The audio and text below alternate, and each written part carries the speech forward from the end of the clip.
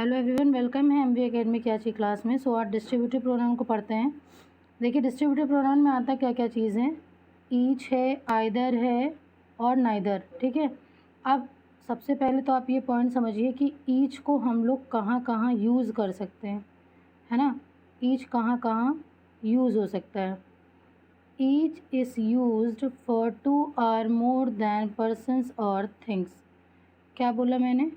Each is used for 2 or more than persons और things, यानी each का use 2 या 2 से अधिक व्यक्तियों के लिए कर सकते हैं हम।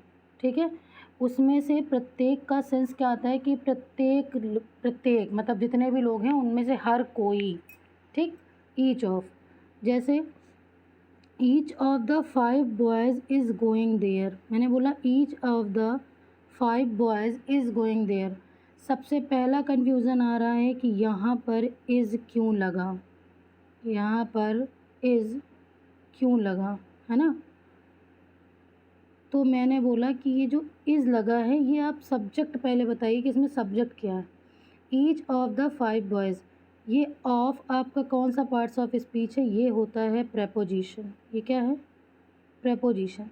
जब ये प्रेपोजिशन है तो प्रेपोजिशन के पहले जो भी चीज़ आता है वही आपका नाउन या प्रोनाउन होता है, क्योंकि प्रेपोजिशन के पहले चीज़ आने वाली नाउन या प्रोनाउन होती है और सब्जेक्ट के लिए भी नाउन या प्रोनाउन का होना ज़रूरी है।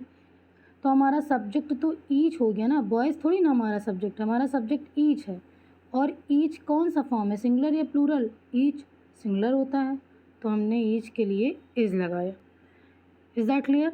ये जो इज़ है ये किसी भी एंगल से बॉयज़ के लिए नहीं लगा, ये इस सब्जेक्ट के लिए लगा। ये जब आप सब्जेक्ट वर्ब एग्रीमेंट पढ़ेंगे तब उसमें क्लियर होगा। फ़िलहाल मैंने आपका डाउट बस दूर किया क्योंकि हम प्रोनाउन पढ़ रहे हैं, है ना। बात समझ में आ गई आपको? अब देखिए मेन पॉइंट, मैंने बोला था each of the 5 boys is going there, है ना। अब देखिए अब यहाँ पर बॉयज़ लगा हुआ है। ये याद रखना कि ये बॉयज़ में जो एस लगा हुआ है ना, ये इस 5 के लिए लगा हुआ है, क्योंकि 5 क्या हुआ, प्लूरल, तो हमने बॉय को बॉयज़ कर दिया। ठीक, यानी कि 5 लड़कों में से प्रत्येक वहाँ जा रहा है, एक एक की बात कर रहे हैं। पहला भी गया, दूसरा भी गया, तीसरा भी गया, चौथा भी गया, पाँचवा भी गया। ठीक, इसके बाद देखिए नेक्स्ट सेंटेंस अगर आप देखो, लिखा हुआ है each of the 10 students came late.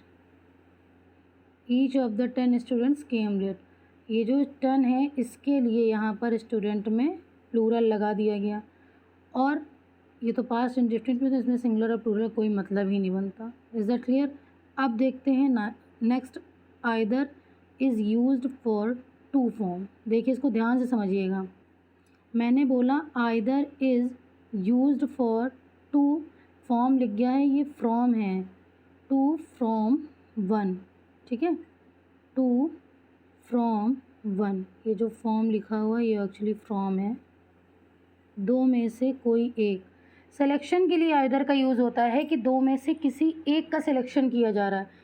ये बहुत इंपॉर्टेंट पॉइंट है, याद रखना कि आइदर को हमेशा सिर्फ आप 2 के लिए यूज़ कर सकते हैं, मोर देन 2 के लिए नहीं। पहला सेंटेंस दिया है either of the 2 boys is intelligent. अब मुझे नहीं लगता कि किसी को ये डाउट होगा कि यहाँ इज़ क्यों लगा, क्योंकि ये जो इज़ है ये आइदर के लिए लगा है, बॉयज़ के लिए नहीं।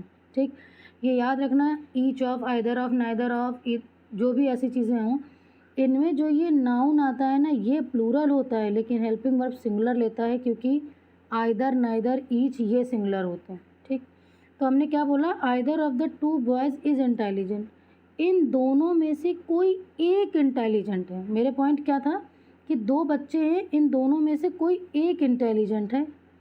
क्लियर? 2 थे इसलिए। नेक्स्ट सेंटेंस क्या है, either of the 3 sisters is beautiful. इस सेंटेंस को बहुत ध्यान से सुनना। देखिए थोड़ा सा मैं बोर्ड रब कर दूँ। ठीक, मैंने बोला either of the 3 sisters is beautiful, है ना। मतलब मेरा क्या होना चाहिए कि इन तीनों में से कोई एक सुंदर है।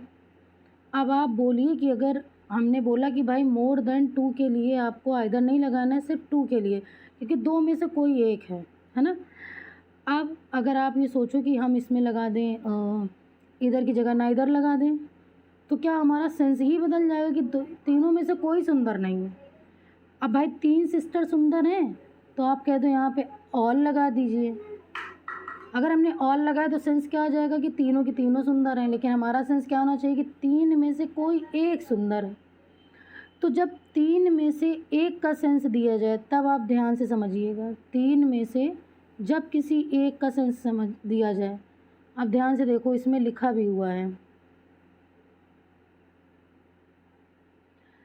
मैंने क्या लिखा है, more than 2 we use any और एनी वन।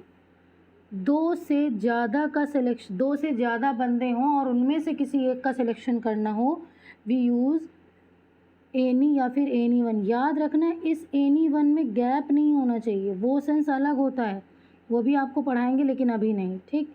सेंटेंस मैंने क्या लिखा है, any of the 3 sisters is beautiful. अब यही सेंस आ गया कि 3 बहनों में से कोई एक सुंदर है। Point is clear, I hope clear हो गया होगा। अगर सिर्फ 2 लोगों के बीच में से किसी एक को कहा जाए आपको आइदर लगाना है, 2 से ज़्यादा हो और किसी एक का सिलेक्शन किया जाए तो एनी या फिर एनी वन लगाते हैं, ठीक। अगला सेंटेंस देखिए, अगला मैंने दिया, neither is used for not selecting any one from 2 persons और थिंग्स। मैंने बोला आपको कि जो नाइदर है, 2 लोग हैं या 2 चीज़ हैं, उनमें से किसी का भी सिलेक्शन नहीं करता है नाइदर, कोई भी नहीं करता ऐसा काम। पहला सेंटेंस देखो, नाइदर ऑफ द, पहला सेंटेंस क्या लिखा है, neither of the 2 criminals has been arrested. Has been में कंफ्यूज मत होना, मैं बार बार बता रही हूँ कि आपका सब्जेक्ट नाइदर है, क्रिमिनल्स नहीं है, ठीक। Neither of the 2 criminals has been arrested, तो ये तो सही है कि भाई 2 क्रिमिनल थे, 2 में से कोई भी अरेस्ट नहीं हुआ, करेक्ट है, कोई एरर नहीं। अगला सेंटेंस देखो, neither of the 5 criminals has been arrested. तो नाइदर ऑफ द 5 क्रिमिनल्स, अब क्या हो गया, 5 आ गए, 2 से ज़्यादा है ना, मतलब 5 क्रिमिनल थे और कोई अरेस्ट नहीं हुआ। तो इस पॉइंट को समझना कि जब 2 से ज़्यादा हों और कोई काम नहीं हो रहा है तो वहाँ हम नन का यूज़ करते हैं। What we use none instead of neither. बहुत ध्यान से समझो, 2 के लिए 2 में से जब कोई काम ना हो रहा हो, कोई पर्सन अवेलेबल ना हो, तब वहाँ पर नाइदर का यूज़ करते हैं। But for more than 2 we use none instead of neither. Clear. Singular वो भी होगा और जो इसके साथ नाउन यूज़ हो रहा है उसमें हम एस लगा देंगे, ठीक है। देखिए, मैं आपको पहले भी बता रही थी और अब भी बता रही हूँ कि आपको पार्ट्स ऑफ स्पीच पहचानना आना चाहिए। आपको सबसे पहले ये आना चाहिए कि what is subject, what is object, कहाँ पर ऑब्जेक्ट जीरन की तरह यूज़ हो रहा है। तो ग्रामर बहुत ब्रॉड है फॉर क्लास 12th से स्पेशली, क्योंकि जो क्लास 12th की ग्रामर आप पढ़ोगे ना, यही आपको कंटिन्यू एग्ज़ाम ओरिएंटेड होती है, ठीक है। इस तरह से इतना फ्लो में आपको पढ़ने से बहुत पॉइंट वाइज पढ़ो। आपको लग रहा होगा नॉर्मल सी इन्फॉर्मेशन है, बट यही कन्फ्यूज़न क्रिएट करेगी जब मैं एक्सरसाइज कराऊंगी अभी, ठीक है। चलिए देखिए नेक्स्ट पॉइंट देखिए, मैंने लिख दिया है, for more than 2 we use none, जैसे लिखा है। अच्छा, एक और सेंटेंस हम पढ़ते हैं। मैंने लिखा there are 2 books you may take any one. भाई बोलने में तो बहुत अच्छा लग रहा है, जैसे लग रहा है ईश्वर ने ही छाप दिया इस सेंटेंस को कि भाई 2 किताबें हैं, तुम कोई एक ले लो, तो सही होना चाहिए, है ना। नॉर्मली हम कॉलेक्टिव लैंग्वेज में बोलते हैं कि 2 बुक्स हैं, 2 में से एक ले लो, लेकिन ये गलत है। याद करिए, मैंने कहा था कि जब 2 में से किसी एक का सिलेक्शन हो तब वहाँ आपको आइदर का यूज़ करना है। You should use either.